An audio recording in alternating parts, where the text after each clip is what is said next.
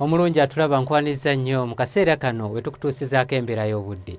Omwanjuzi nze Lubega Michael. Wabaddewo okukendeera mu nkuba mu bitundu by'eggwanga ebisinga obungi. Era we ziweredde essaawa 3 ez'enkya ya leero. Entebbe yabadde wezeza milimitaazi 4 so nga ate yo Kabale zabadde ziweze milimitaazi 3. Embeera eno yavudde ku mukuubo gw'enkuba okubeera nga guseeseetuka nga gudda mu bukiikaddyo bwa ssemazinga wa Africa, ekireeteddewo ebitundu ebisingira ddala mu ggwanga lyaffe enkuba okukendeera.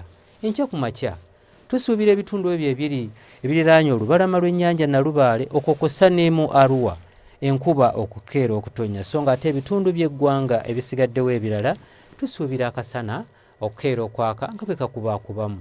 Wabula embeera eno tugisuubira okukyuka, era olw'eggulo tusuubirayo enkuba okutonya mu bugwanjuba bw'eggwanga lyaffe, so nga ate ebitundu by'eggwanga ebisigaddewo ebirala tusuubira akasana okwememula. Ebbugumu erya waggulu tulisuubira okutuukira ddala ku degrees 32 mu kitundu ekyo eky'Ekkotido.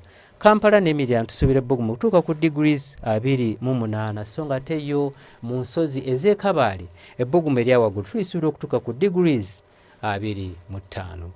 Bwe tweyongerayo mu bibuga ebimu ebiri ebusukkansalo w'eggwanga lyaffe mu Nairobi ne Dubai tusuubira akasana okwememula, so nga ate mu London tusuubira obudde okubeera obw'ekiddedde oba obw'ekinnyikaggobe, era ng'ebbugumu lijja kutuukira ddala ku degrees 16. Ebyo bye tusobodde okujjira mu kitongole ky'eggwanga ekivunaanyizibwa ku mbeera z'obudde. Nze Lubega Michael.